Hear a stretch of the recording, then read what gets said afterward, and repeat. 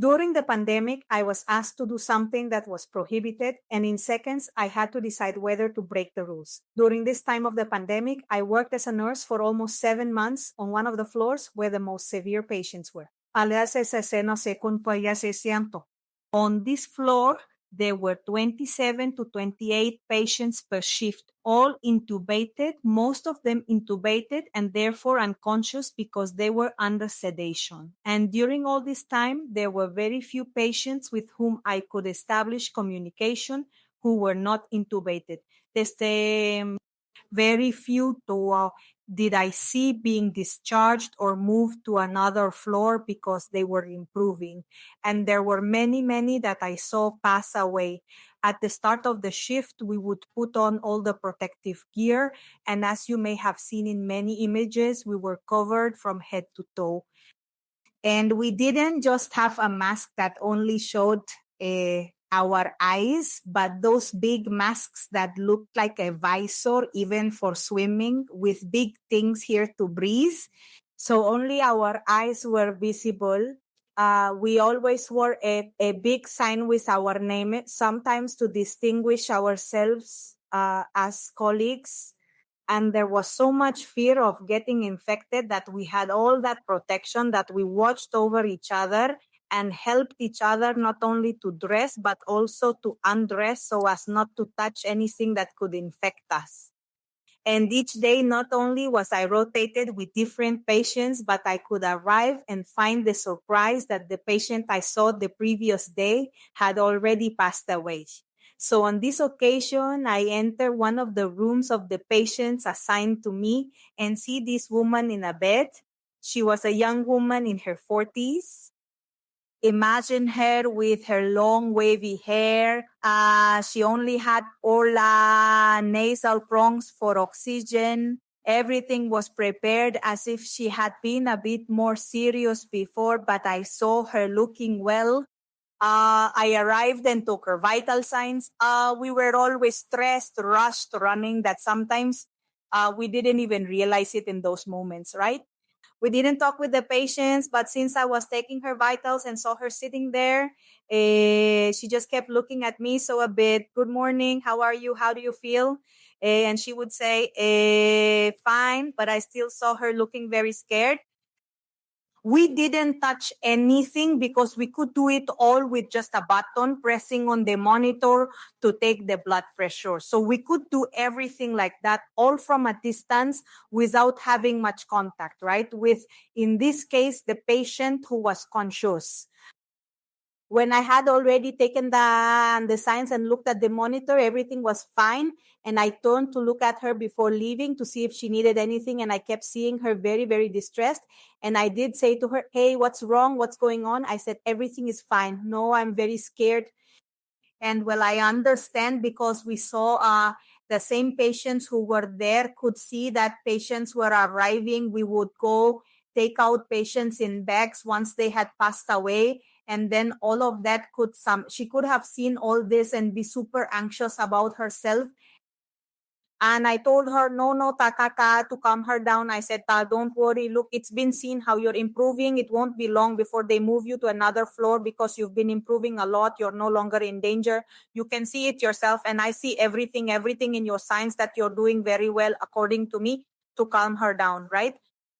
Yeah, in detail likes this, and it makes me laugh because sometimes when that person is suffering from fear, from anxiety, we don't know the depths of that anxiety and fear. And she doesn't have all the experience I've had as a nurse. So that with a few words like calm down, everything is fine, she will calm down. So when yan nasa call, then yan I still saw her distressed, like my words weren't calming her. So I asked her, do you need anything? Because sometimes they wanted us to communicate with a family member, to tell someone something, etc. So I asked her, do you need anything? And she said, yeah, I would like someone to give me a hug. And she didn't say to me, give me a hug. She said to me like this, I would like someone to give me a hug. And I turned everywhere, even though only from this, there was, like they could see me from the glass when entering the room, but there was always a lot of movement. We ourselves as nurses, there were many doctors passing by. There were cleaning staff all the time. So, well, there were a lot of people like, why should I turn around? But it just so happened that at that moment, there was no one. From the moment she told me, I need someone to give me a hug, I said, of course, I'm going to give it to her. But yes, I was afraid of, well, the scolding, the repercussions, many things that as soon as someone did something, they would say, how did you do this? And don't do this, and don't you?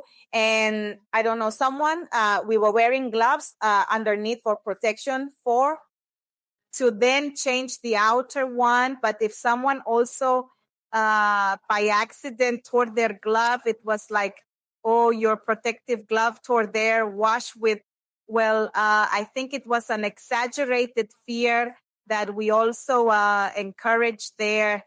So I want you to imagine the scene when I turned to look at everything, because I said to myself, well, here I'm going to get a big scolding, and I don't know how far the consequences of doing that could go. No, I didn't think much, and I went and hugged her. Of course, it wasn't a full hug. She was half sitting. It wasn't a proper hug, but when I hugged her, I felt like I didn't feel the contact because of so many things she was wearing underneath and over the suit. But I tried.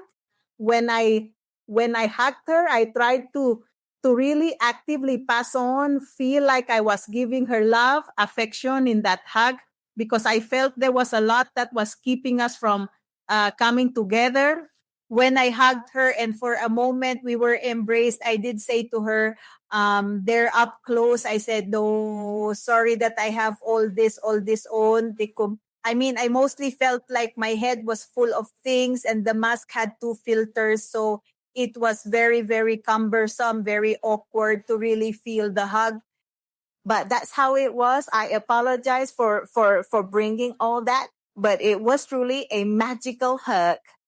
Magical for her, because when we separated and I turned to look at her and said, are you calmer now? I kind of wanted to stay and talk, although as I said, we were always rushing, but I really saw how her face changed, how she felt better, that she really knew how to ask for what she needed and felt very good.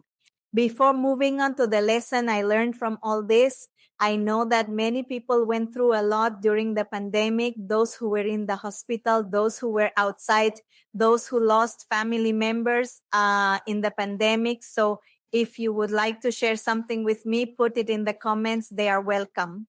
And also, I thank you for opening your heart and telling me whatever you want to share with me about this. Look, the lesson I learned was several, as always, but the first thing I want to share with you is that by that time, I already knew in my life that love heals. And here we can see that the hug, a gesture of affection, will heal more than any medication, any medicine, any treatment. And sometimes maybe when someone is a stranger, well, we can't say we feel such a big and extensive love as with other people, but it will always be felt when it's genuine, when we truly want to convey to another person that human warmth, that I'm with you, that hug is felt and the whole being feels it, right? No, not just the body, our being feels it, and that's what helps heal us. Another thing I learned is that among so much technology and so many protocols and so much that we wanted to always be doing the right thing to help the patients move forward, well, what this woman needed was a hug. And another thing I learned, which really stirred something inside me throughout the pandemic, I have many more stories to tell you, but it moved me to the point of reminding me why I wanted to study nursing. One of the things that has most passionate me since the beginning of nursing is providing care to others. So in all the details, that's what I like the most, that if I gave them medication for the pain and they said, thank you, the pain has eased. If I gave them a bed bath or helped them bathe and they said, oh, I feel so comfortable after the bath.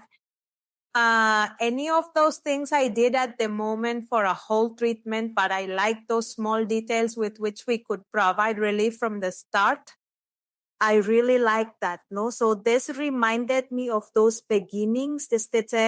That now we had to accomplish many things during the shift, but sometimes with just a hug, everything can improve. For that, we don't have to study. For that, we don't have to go to a university. So I want to invite you, if you have your family members, your mom, a child, your husband, your dog, your cat, hug them, caress them. That love will always be very well received, healing. And it is scientifically proven that it also raises our oxytocin. And it is something that will make us feel very good and happier. Until the next story.